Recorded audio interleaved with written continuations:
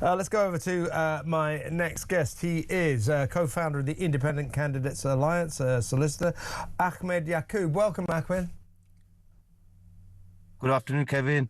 You okay? Sorry, I miscalculated my gym session. I'm in the car. Yeah, that's okay. You're looking good. Looking good. Let me ask. Can I ask you this? Keir Starmer is quite clearly very keen on the Muslim vote. Last night he was at an iftar event pleading with the Muslim community basically to be on his side. He fought very hard on that ticket up in Gorton and Denton. Now, as a what I might call a kind of community leader in the Muslim community, have Labour got the Muslim vote? Are Muslims going to vote for Keir Starmer? Or if... Look... what do you think?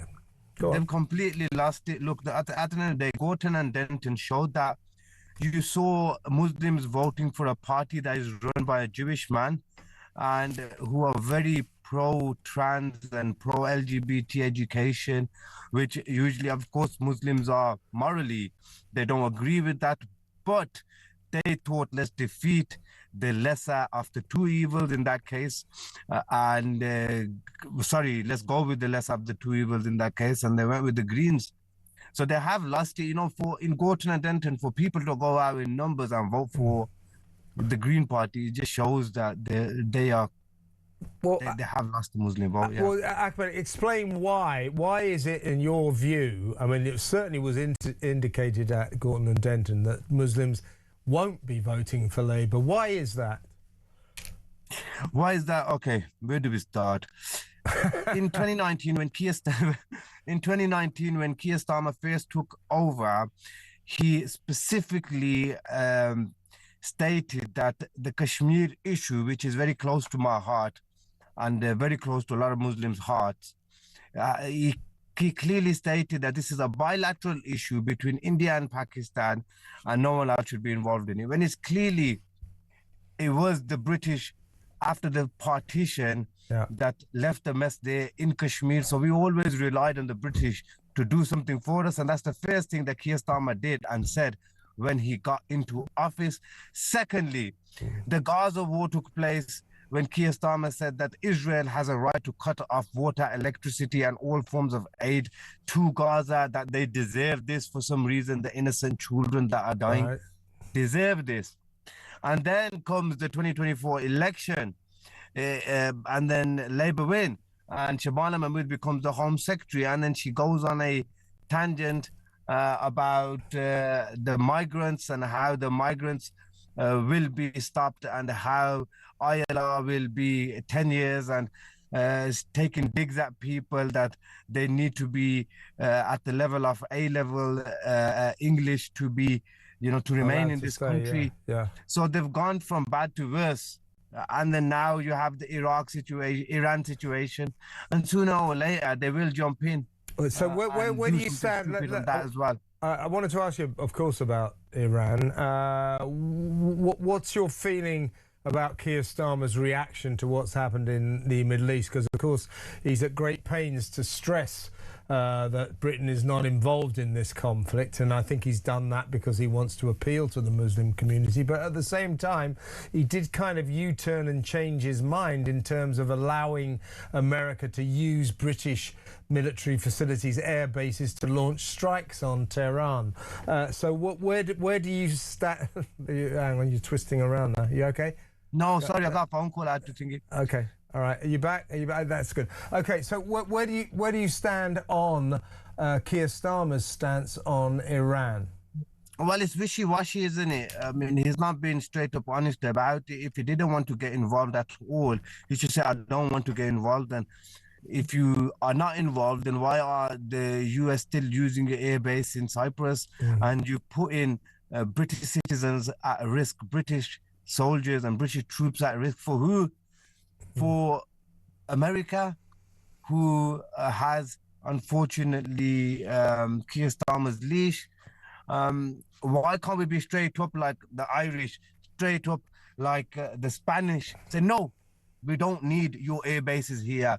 We don't need anything from you. We can deal with things ourselves, and we are not going to get involved in wars that have nothing to do with us. Plain and simple.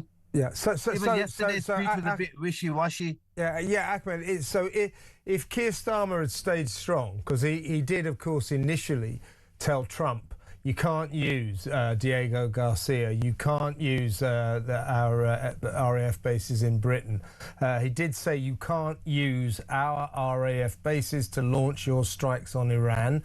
Had he have kept to that, because of course he changed his mind, as he always does, but if he had stuck to that, would he have earned the Muslim community's support? See, Keir used U-turn Starmer as a perfect name to describe him. See, I think he's lost a Muslim vote. He would have sort of, slowly tried to crawl back. But I think it's a very uphill struggle for them now to get that Muslim vote back, no matter what Keir Starmer does now. We know that the leash of Keir Starmer is in Donald Trump's hand, and Donald Trump's leash is in Benjamin Netanyahu's hand. So it all goes back to Israel.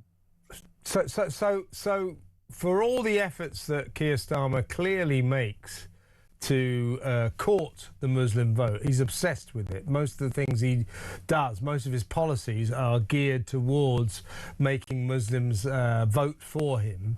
For all of that he does, you're saying, Ahmed, that it just isn't working, that Muslims in this country, they're going to vote Green, not Labour. No, they would vote Greens if there's no credible independent candidates. Like in Birmingham, everyone's voting independent. Yeah, but they're not voting Greens, they're voting independents. And I think Manchester and, Gorton and Denton was an exception.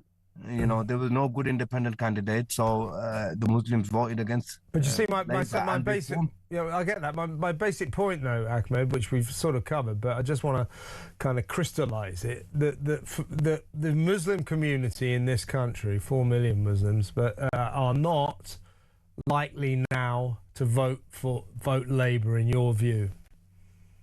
Definitely not. Like I said, look.